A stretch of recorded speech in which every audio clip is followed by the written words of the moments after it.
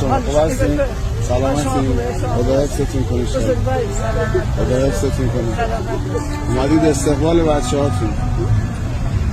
دیر کردم. قرار بود پریشب بیام. عزیز دلم. از خانم چند تا بچه هاتون دارم بیان؟ به نیت امام موسی 8. خودتون پرچم به دست اومدید استقبال از بچه ها.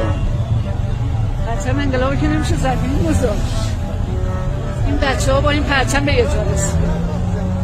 ما پس موندیم. من پس موندم. از خانم 8 تا شهید دادی، الان هم اومدی استقبال از خانواده. حرفت برای مردم دنیا، برای دشمنا، برای مردم ایران، برای اونا که این شبات کف خیابونن چیه؟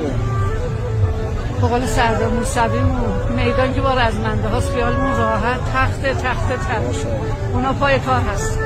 کف خیابانم ملت هست، خدا را هزاران بار شد، اما از مسئولین میخوایم کم نیارم پای انقلاب بایستی.